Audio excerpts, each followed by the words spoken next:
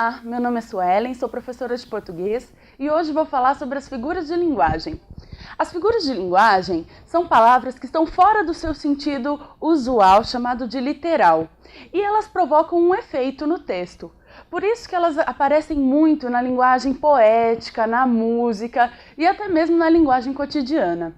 Hoje, nesta aula, nós vamos falar sobre duas figuras de linguagem que são do campo fonético. Então, elas estão relacionadas ao som, né, à pronúncia, e é esse som que traz o efeito de sentido esperado.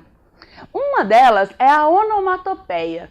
A onomatopeia é a figura de linguagem que tenta reproduzir um som ou um ruído. Ou seja, nós construímos uma palavra que seja capaz de reproduzir esse som.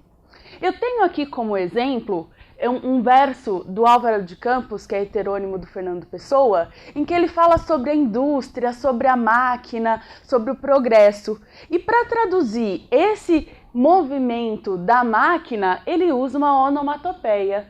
Então fica ó rodas, ó engrenagens, rã eterno. Então esse rã que dá pela sequência de R's nos faz pensar no movimento de uma máquina. A onomatopeia também é usada muito nos quadrinhos, nos textos narrativos, infantis, que tem que traduzir esses sons e os ruídos que deixam a história mais interessante. Em um conto do Machado de Assis, por exemplo, ele está falando sobre a discussão entre a agulha e a linha.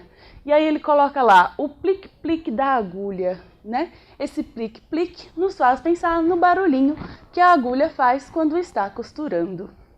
Então, essas são a onomatopeia. A aliteração é a repetição de um som consonantal. Então, essa reprodução de som é diferente da onomatopeia porque ela não quer necessariamente reproduzir um ruído, né?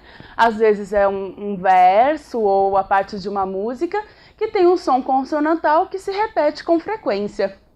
Como exemplo, tem aqui um verso do Gregório de Matos. Pra tropa do trapo eu vazo a tripa. Bom, esse verso é muito interessante porque no poema todo ele critica a sociedade baiana. E aí no final ele diz: pra tropa do trapo eu vazo a tripa. E o tró, tró, tró reproduz esse som.